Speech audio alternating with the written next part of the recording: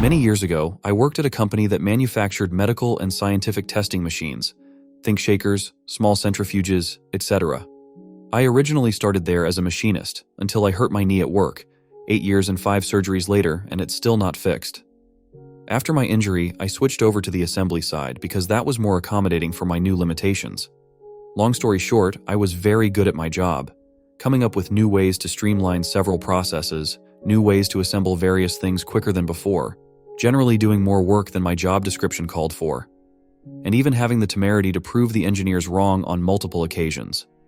With everything I could do, I knew it would require the company to hire at least 3 people to replace me should I leave.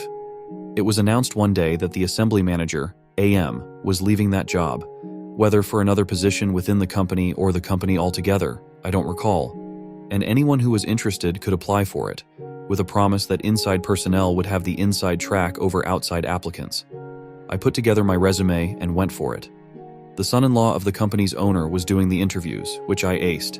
He went so far as to tell me that my resume was by far the most professional and complete he'd ever seen. But I didn't get the job. No hard feelings. I just went back to doing what I had been doing. Well, as it turned out, they hired a friend of the owner's son-in-law as the new AM. So much for that inside track, huh? It seemed to me, as well as my coworkers, that we weren't even at the same race course, but whatever. I could deal with it.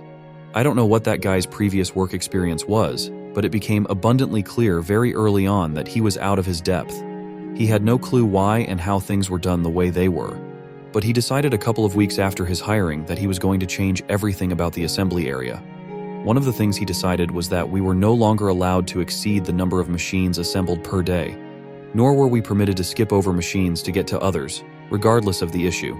Engineering issues, bad parts, wrong parts from the warehouse, etc. Some of those parts came from the machine shop side, but many from outside companies too. But we also weren't allowed to stand around waiting for new parts from the warehouse. We couldn't even get with the warehouse personnel to help find the parts we needed or help them get the parts into our assembly area. No more doing more became our mantra. Productivity and quality plummeted. Needless to say, none of the assembly team was happy in the slightest. I tried. I really did. But I have issues with not doing things to the best of my ability. I also have issues with not being able to fill my workday with work. You know, what I'm being paid for? I would be the absolute worst person to ask about quiet quitting. A few months into the new AM's tenure, my station was at a standstill due to an engineering problem with a new variant of a machine that I could practically build blindfolded. I had 4 or 5 college-educated engineers crowding my station attempting to figure out a problem that arose only after the machine was fully assembled, which I explained exactly how it could be fixed with minimal effort, BTW, and I was correct, but that's a different story. While waiting for the engineers to come to the same conclusion as me, they did, eventually. I went to the warehouseman responsible for pulling the parts I needed to assemble and asked him to switch over to a different machine I was going to build. The AM happened to wander over just then and asked what I was doing. I explained the situation with the engineers and that I was currently unable to work on those machines. And rather than standing there looking lazy, I was trying to get a jump start on the other machines I needed to build that day. At no point did I get sarcastic, which is my normal mode of communication, or mean, nor was I flippant in any way whatsoever. I was merely trying to get some work done that we both knew needed to get done. He starts loudly berating me in front of the entire shop, both the assembly area and the machine shop, specifically saying, "You're not allowed to do more than what I tell you to do, in the order I tell you to do it." I placated him as best I could and went back to my work area, which was still overrun with engineers, and settled down for a long wait. Cue the MC because I didn't work on another machine for the rest of the day, not because I didn't want to, but because I was told I wasn't allowed. A couple of hours later, I was called into the AM's office for a meeting. I was expecting another stern talking to, which I could handle. Being ex-military, I'd long grown accustomed to being chewed out by people who didn't know how to do the job I was doing. What I was not accustomed to was getting a write-up for trying to do my job, especially since the official reason was insubordination. The AM didn't even have the courage to do it himself. He foisted it off on my immediate supervisor, who wasn't involved in the prior situation and had no idea what had happened earlier. I think he was busy putting out a different fire. When he asked what happened that justified my first and only write-up in the 212 years I'd worked for the company. When I explained it to my supervisor, all he could do was shake his head in disbelief.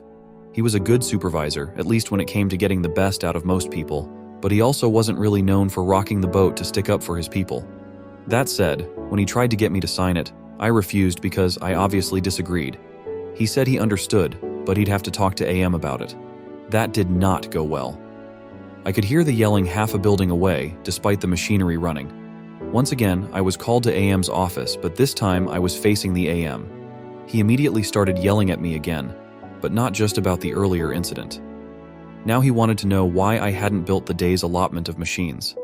I coolly reminded him that not only was there an engineering problem with the machines I was supposed to build, he told me not to work on any other machines, and to do so was insubordination, as he so callously put in the write-up. Then he asked me if I was going to sign the write-up. Once again, I refused. I don't think it's right or fair to be reprimanded for doing my job. If you don't like it, he said through clenched teeth, find another job. I can find 1,000 people who can do that job. I never said otherwise, jackass. I was fed up now and refused to tamp down my anger any longer. But you'll need at least 3 people to do everything I can do as easily and as well as I can. Good luck with that. I left him standing there, completely flustered, went to my work area to gather my personal effects, walked over to my supervisor.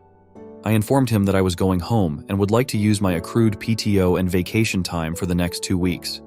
He told me it was no problem, and as he was approving my request, I let him know that I was also giving my 2-week notice and wouldn't be back.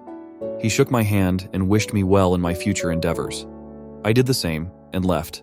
I got to leave on my terms, and through my son, who also worked there, as well as various friends I'd made while working there, I did learn that the company had to hire no less than 5 people to replace me and my expertise. I also got the last laugh, because I'm pretty sure AM got fired a couple of years later for various reasons, not least of which was the lagging productivity and his driving a mass exodus of the best personnel in the assembly area.